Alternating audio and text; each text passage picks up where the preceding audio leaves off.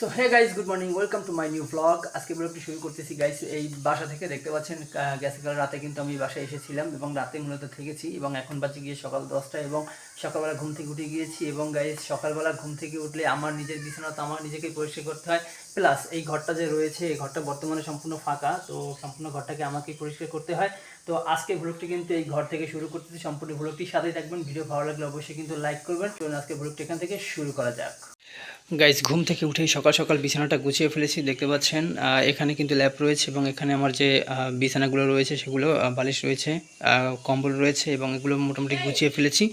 এবং এখানে আমি মূলত রাতে কী কী জিনিসপত্র নিয়ে এসেছি, যেটা হচ্ছে গিয়ে হ্যাক্সিসল নিয়ে এসেছিলাম এবং ভেজদিন তো এখন লাগে। এখন পর্যন্ত শীত গেছে বললেও কিন্তু শীত এখনও রয়ে গেছে। রাতের বেলা একটু ঠান্ডা পড়ে এবং এখানে লাইট তো সবসময় থাকে, চার্জার রয়েছে, ঘরটাকে বন্ধ করার জন্য তালা রয়েছে এবং গ্যাস লাইট রয়েছে। এবং এখানে কিন্তু একটা জলের পাত্র রয়েছে, দেখতে পাচ্ছেন। এখানে এটাতে মূলত রাতেরবেলা জল খাওয়া লাগে, এর জন্য মূলত এই পাত্রটা আমি রাখছি। এবং এখানে কিন্তু মোটামুটি বিছানা কিন্তু গুছানো হয়ে গেছে। এবং সকালবেলা ঘুম থেকে উঠে আমি প্রথমে যে কাজটা করি সেটা হচ্ছে গিয়ে জানালাটা খুলে দিই। এই জানালাটা খুলে দিলে বাইরের ভিউটা বেশ ভালোই লাগে। তাছাড়াও ঘরের ভিতরে কিন্তু একটা আলো আসে, দেখতে পাচ্ছেন সম্পূর্ণ ঘরটা কিন্তু আলোতে ভরে গেছে। এবং গাছ আর একটা জিনিস আপনাদের দেখাই, সেটা হচ্ছে ওই দেখুন আমাদের গাছে কিন্তু কলা হয়েছে। এই গাছটা আমরা লাগিয়েছিলাম, এই গাছটাতে এখন কলা হয়েছে, বড় একটাই ছড়া হয়েছে এবং এদিকে কিন্তু আরও একটা কলার ছড়া ওই যে দেখতে পাচ্ছেন। মূলত গাইস আমার ঘর আমাকেই ঝাড়ু দিতে হয় সবসময়।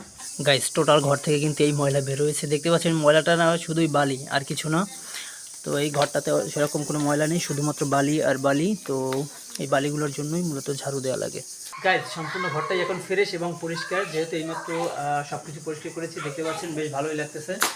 তো এখন চলে যাবো বাজারের দিকে। বাজারের দিকে গিয়ে মূলত ব্রেকফাস্ট করবো। দিয়ে তোমার পরিচয় দাও।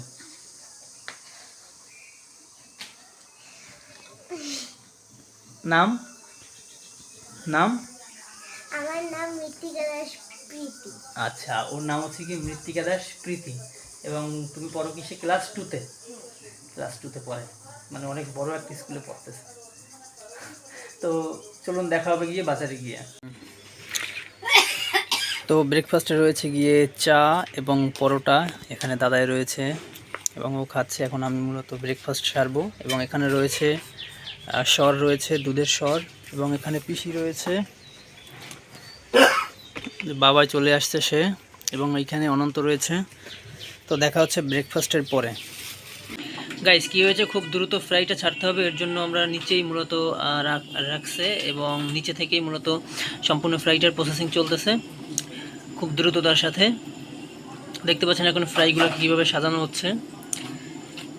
এখন ময়দা দিয়ে মাখতেছে ভালো করে। গাইস এভাবে ময়দায় না মাখলে কিন্তু ফ্রাইটা হবে না। তো হাই গাইজ, রাতের খাবার শেষ করে মূলত বাসার দিকে চলে এসেছি এবং এখন বাজে গিয়ে রাত 2টো বেজে গিয়েছে।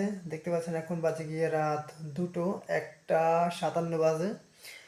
এবং এখন মূলত ব্লগটি এখানে শেষ করব। দেখা হবে পরবর্তী ব্লগে। ততক্ষণ পর্যন্ত আমাদের সাথে থাকবেন। আই হোপ আপনাদের ভিডিওটি ভালো লেগেছে। ভিডিওটি ভালো লাগলে অবশ্যই কিন্তু লাইক করবেন এবং চ্যানেলটিকে সাবস্ক্রাইব করে আমাদের পাশে থাকবেন। চলুন আজকে ব্লগটি এখানে শেষ করতেছি। Tata, by.